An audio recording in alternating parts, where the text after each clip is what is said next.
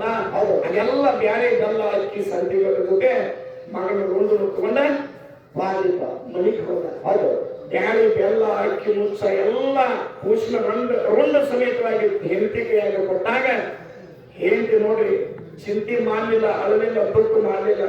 ಮಗ ಇರಾಕ್ ಪಾಪ ಆ ಮಗನ ಕಳ್ಕೊಂಡಿಲ್ಲ ಅಂತ ತಿಳ್ಕೊಂಡ ದುಃಖಿಲ್ಲ, ಸಂತರಿಗೆ ಉಣಿಸ್ಬೇಕಂತಕ್ಕಂಥ ಚಿಂತೆ ತಾಯಿಗೆ ಇತ್ತು. ಆ ಖುಷಿನ ರುಂಡು ಅಡಕಲಿಗಳಿಗೆ ಮುಚ್ಚಿಟ್ರು.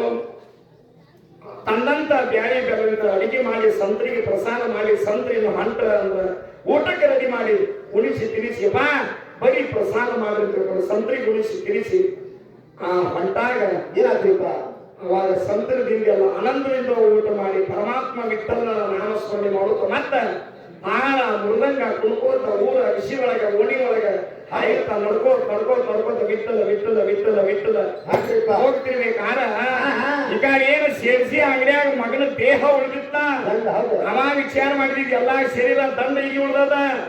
ನಾಳೆ ಹೇಗೆ ಯಾರೋ ಬಂದು ಏನಾರ ಕೊಟ್ಟದ ಕಂಪ್ಲೀಟ್ ಕೇಸ ಅಪರಾಧಿ ಆದ್ರ ನನ್ನ ಮೇಲೆ ಬರ್ತದೆ. ಇದು ನನ್ನಲ್ಲಿ ಬೇಡ, ಹೋಗಿದ್ದು 4 ವಸ್ತು ಯಾಕೆ ಹೋಗೋದಕ್ಕ ತಿಳ್ಕೊಂಡ ಊರ ಅಗಸಿ ಒಳಗೆ ಇರ್ತಕ್ಕಂಥ ಒಂದು ಕಂಬಕ್ಕೆ ತಂದ ಖುಷಿ ದೇಹ ಎದ್ದು ಬಿಟ್ಟಿದ್ದ. ಅವನು ರಾತ್ರಿ ಕಟ್ಟಿ ಹೋಗಿಬಿಟ್ಟಿದ್ದ.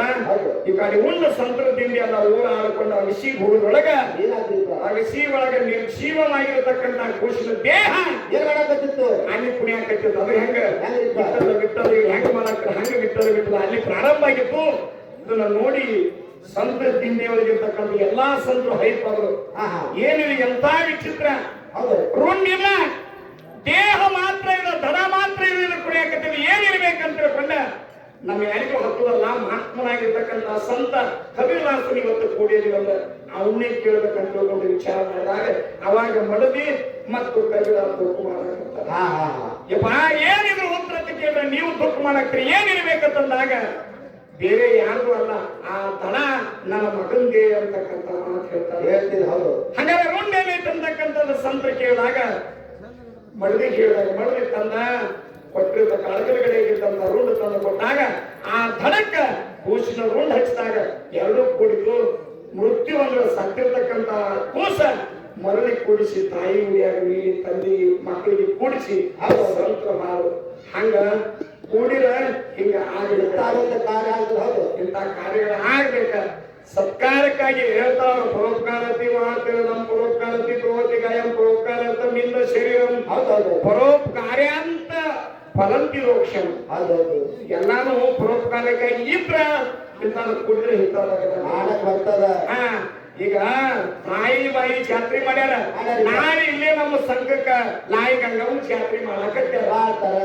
ನಮ್ಮ ಮಾರುತ್ತೆಲ್ಲ ಬಂದು ಹೇಳಿದ್ರ ಇಲ್ಲಿ ತಕ್ಕ ಬರೀ ಹೋಳಿಗೆ ಉಣ್ಣೋದು ಹೋಗುದು ಚಂಜನಾಗ ದೇವ್ರ ಭೇಟಿ ಅಕ್ಕ ತಂಗಿಯಾರ ಮಾಡಿ ಮತ್ತೆ ಬಾಣ ಹಾರಿಸಿ ನಮ್ಮ ಮನೆಗೆ ನಾವು ಹೋಗಿದ್ವಿ. ಅಥವಾ ಬೀರ ದೇವ್ರ ಎಲ್ಲ ಮಂದಿ ಇನ್ನೇನೋ ನಾಟಕ ಹಾಡಿ ಹಿಂಗ ಹಾಕಿದ್ರು ಹಗಲೊಂದು ದಿವಸ ಇದು ಕೊಳ್ಳ ಉಳಿತಿತ್ತ ಇದು ಗ್ಯಾಪ್ ಹಾಕಿತ್ತು ಅಂತ ಹೇಳಿದ್ರು ಅವರು.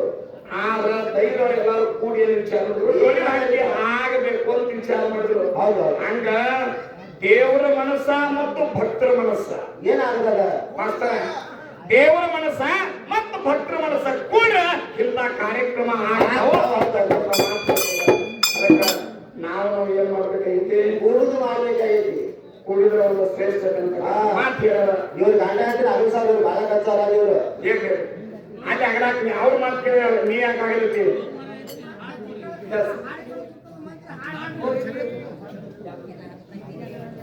Thank you.